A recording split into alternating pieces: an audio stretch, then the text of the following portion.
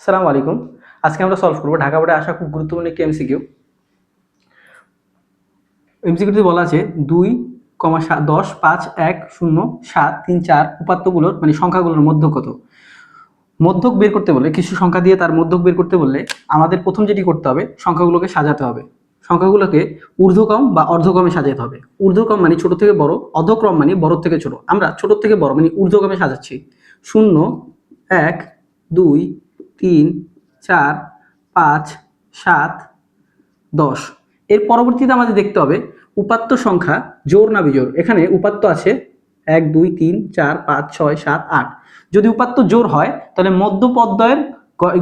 মধ্যপদ্বয়ের গড় হবে।